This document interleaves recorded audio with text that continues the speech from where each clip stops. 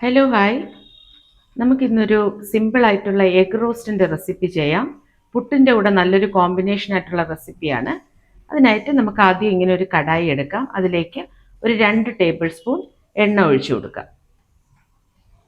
എണ്ണ ഒന്ന് ചൂടാവട്ടെ. എണ്ണ ചൂടായി കഴിയുമ്പോൾ ഇതിലേക്ക് ഒരു സവാള പേസ്റ്റായിട്ട് അരച്ചെടുത്തത് ചേർത്ത് കൊടുക്കാം.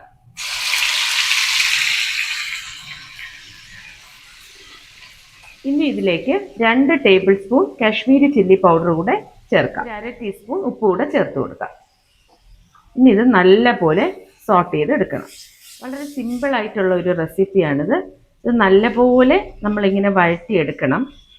ഈ ഒരു റെഡ് കളർ ഒരു സ്ലൈറ്റ് ബ്രൗൺ കളർ ആവുന്നത് വരെ നമ്മൾ നല്ലപോലെ ഇങ്ങനെ ഗ്രേവി പാകത്തിന് റെഡി ആയിട്ടുണ്ട്. ഞാൻ ഇതിൽ ചേർക്കാനായിട്ട് 3 മുട്ടയാണ് ബോയിൽ ചെയ്ത് വെച്ചിട്ടുള്ളത്. നമുക്ക് ഈ മുട്ട ഒന്ന് ഇങ്ങനെ കത്തി കൊണ്ട് വരഞ്ഞിങ്ങനെ ഇതിലേക്ക് ചേർത്ത് കൊടുക്കാം. ഈ ഗ്രേവി ഇതിനുള്ളിലേക്ക് പിടിക്കാൻ വേണ്ടിയിട്ടാണ് ഇങ്ങനെ ഓരോ മുട്ട ഇങ്ങനെ വരഞ്ഞ് ഇതിലേക്ക് ചേർത്ത് കൊടുക്കാം.